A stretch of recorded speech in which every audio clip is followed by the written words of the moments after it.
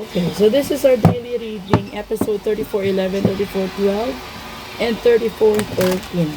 Kuha tayo dito ng tatlo. Panoorin nyo yung unang episode na upload ko. Pasensya kayo sa boses ko kasi nag-live ako kagabi, and then after ng live, eto na po yun. Yung mangyayari, kung gusto niyo pong mag-book ng full private reading, message lang po kayo dito. Meron din naman pong access yung Instagram, meron din pong access yung ibang mga apps. Nasa ibaba lang po ng profile ko, picture yung mga links. And then, please do follow, like, and share. And doon naman sa mga taong nagtatanong, message nyo na lang din po ako. And minsan may magtataka kayo, meron sumasagot. That is an automated answer na naka-program siya. Kasi minsan hindi ko mapapansin lagi lahat na messages niyo, lalo na po yung email. Pero balik po tayo dito, kukuha ako ng tatlo. This is our episode for July 1st down to July 7th, 2026. Una, there's a magic. Diba? Ang ganda, may magic agad. Pangalawa, mystic. And pangatlo, independent. Ay, grabe yung message niya. Tignan nyo yung una kasing lumabas is the dragonfly. Ibig sabihin nun, may magic. Ito yung mga ito yung panahon na tanggapin mo yung transformation sa buhay mo. Ito yung panahon na pahalagahan mo yung mga taong nag-i-encourage sa'yo. At ingatan mo yung mga blessings mo sa buhay. Bakit? Kasi yung pangalawa dito is mystic. Ito yung card na nagsasabi na alamin mo kung ano yung mga laban mo sa buhay. Kasi minsan, may mga laban sa buhay natin na hindi natin kailangang ipanalo. May mga laban na kailangan nating isuko. Bakit? Kasi alam natin na makakasama para sa atin yun. Kahit manalo tayo, makakasama yung epekto. Hindi kasi lahat ng panalo magandang epekto. Hindi rin lahat ng talo pangit ang epekto. Minsan may mga laban na kahit alam mong kaya mong ipanalo, yung parang ilalagay mo siya doon sa punto na i-draw mo siya. Kasi hindi siya para sa iyo, hindi siya para sa mga primary mo. May laban kasi na minsan napapahamak ka imbes na manalo ka. At yung last card is being independent. Independent. So kung i-attach natin yung tatlo, tanggapin mo yung pagbabago sa buhay mo. Pahalagahan mo kung anong meron sa iyo ngayon. And maging independent ka. Ibig sabihin nito, kung ano man yung pagbabagong binigay sa iyo ng Diyos, tanggapin mo para maging independent ka. Huwag kang umasa sa mga tao. Huwag kang umasa sa tao na nakasanayan mo. Kasi hindi habang panahon andyan sila sa tabi mo. Ito yung part na ito yung part na walang nakikialam. Ito yung part ng reading na ikaw lang gumagalaw sa buhay mo. Ikaw yung nagdesisyon para sa buhay mo. Huwag mong iasa sa iba yung responsibilidad mo. Huwag mong iasa sa iba yung mga bagay-bagay na kung ano-ano meron dyan. Diba? Kasi sinasabi na dito you have to be independent enough to embrace whatever the changes that you will have in life, and then to be thankful enough naman doon sa blessings na meron ka.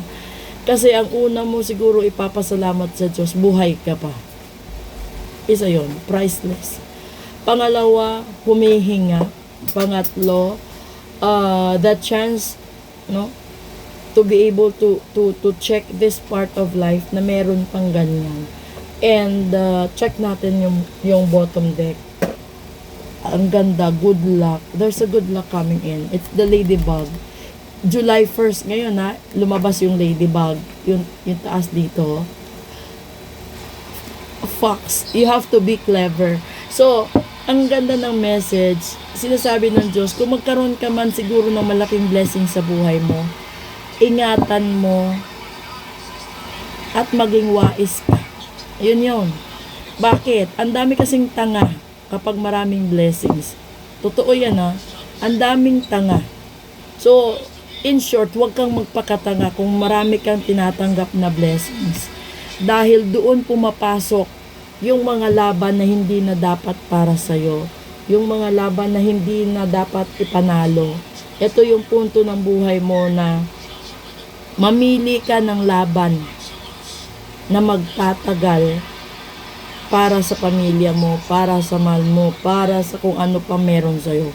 Kasi minsan napapahamak ka, nakikisabay ka lang doon sa mga problema ng iba, tapos napapahamak ka.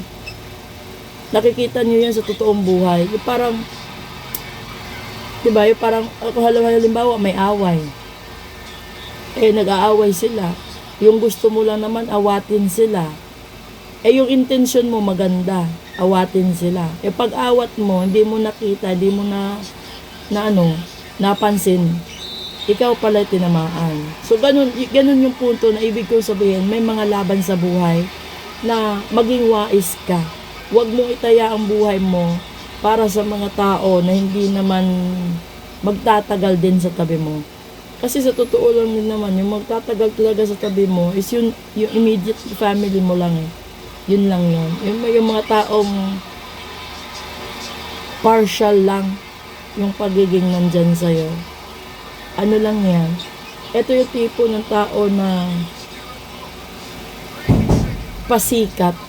Gusto niyang gusto niyang magkaroon lang siya ng tawag nito. Yung para bang mapansin. Ito yon. Ito yung tipo ng karakteristik ng tao na nagpapahamak sa kanya. Kasi hindi mo kailangang mapansin. Hindi mo kailangang magpapansin sa iba. Dahil Diyos naman yung gagawa ng paraan kung paano ka mapansin eh. And then Diyos din yung may gawa kung gaano kalaki yung blessings na ibibigay sa iyo. Yun nga lang, yung top nito is being clever. At dito tayo pumapaltos eh.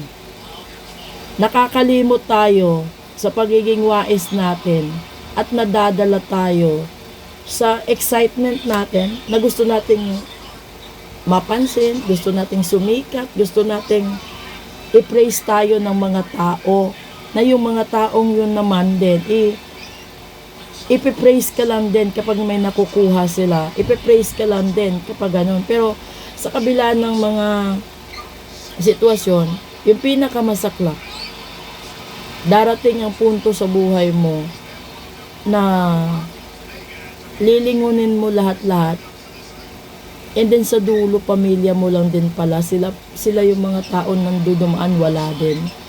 Magutom ka, wala silang magawa. Pag nawalan ka ng pera, wala silang magawa.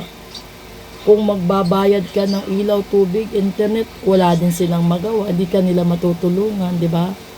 Lahat-lahat. Ganun yung pinakamasaklap doon. Kaya yung panoorin nyo yung first 2 episodes, inilabas doon na may mga laban na hindi mo kailangang ipanalo. May mga laban na kahit kaya mong manalo, kailangan mong ilaglag para sa kapakanan mo at ng mga mahal mo sa buhay. So, pinakamagandang lesson ito for July 1st down to July 7. Tignan po natin yung yung special episode. Gagamit ako ng ibang tarot kasi yung intentions dito is all about blessings and trials sa buhay. So, check nyo na lang po, and then please do follow, like, and share. Sa nagtatanong ulit via email, via SMS, via chat, sa lahat ng apps, wag niyo ako madaliin kasi ang daming apps na connected. Okay?